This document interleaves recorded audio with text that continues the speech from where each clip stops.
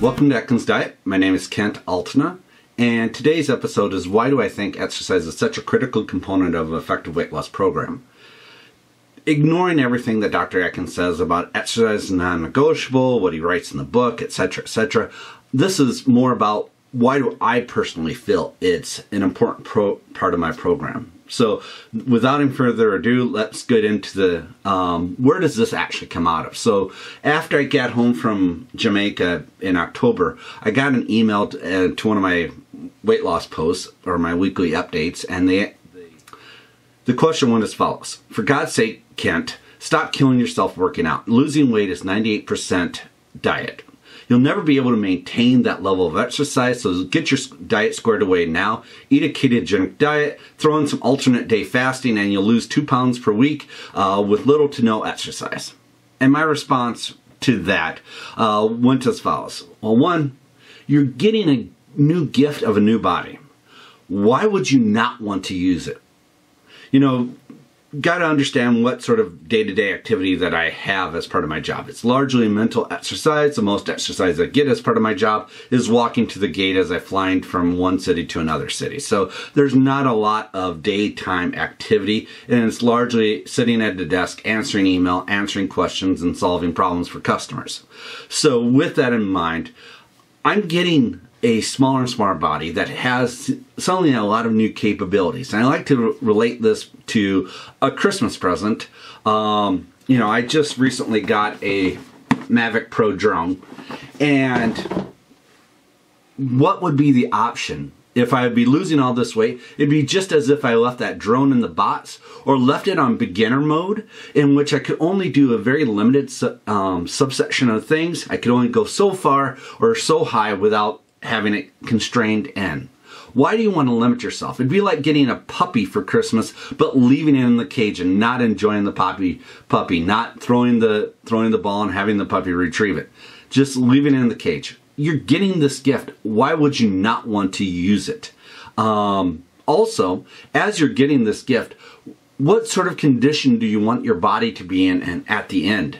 Do you simply want that body to get smaller and smaller and smaller, but still maintaining that same sort of muscle tone and muscle capability that you had at your larger self? No, chances are you want to be able to look good at the end, and that looking good typically requires having a greater amount of muscles or being able to do more things. I also like to say that there's a big difference between being skinny or healthy and being fit. You know, a lot of people in the ketogenic diet movement likes to focus on healthy. That's a term that's very subjective. What is health? Is it simply the absence of disease? Is it simply that you aren't being affected or a malady isn't hitting you right now? Or is it something more than that? Is there a quantitative side to health? Is there a different scale? Is there people that are less healthy but still not affected by disease? They don't have heart disease or diabetes, etc., etc. Or is there people that have a greater level of health because their body simply functions better? So on the alternative, I like to focus on the term fit or fitness, which may also be subjective, but one can more easily quantitatively test for that.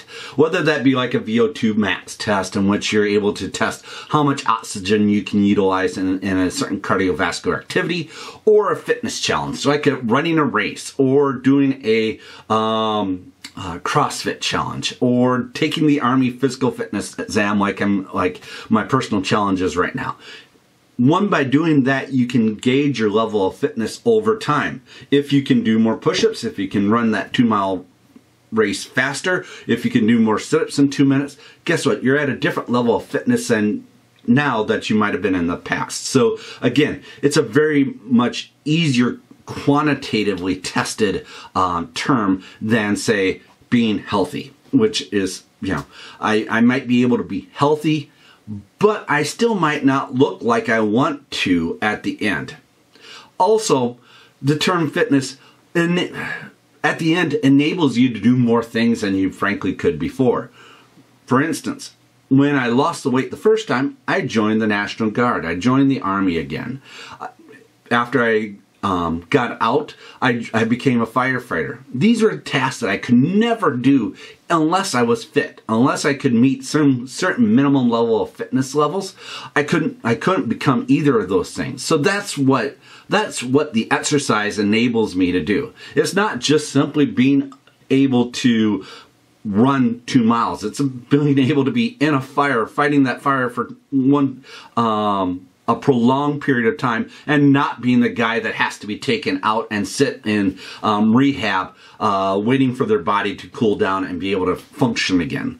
That's the difference. So as I was gaining that weight, and as we were fighting the fire, I was that guy that had to sit in rehab for quite a while until my body recovered, because I wasn't as fit as I used to be, because I had gained all that weight.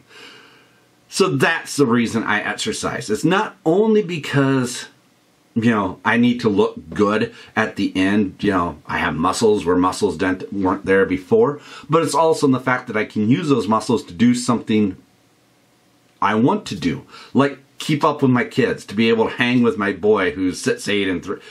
So in conclusion, it's really about, where do you want to be at the end of the weight loss? Do you really just want to be a smaller version of your current self with no new capabilities that you got as part of simply being less weight on that scale? Or do you want to be able to do new things? Do you want to pick up a new hobby that you might never have thought about before, like when I picked up scuba diving last year? It's being fit enables you to do that. So I hope this reaches everyone great health as well as great fitness. I'll talk to you guys later. Bye.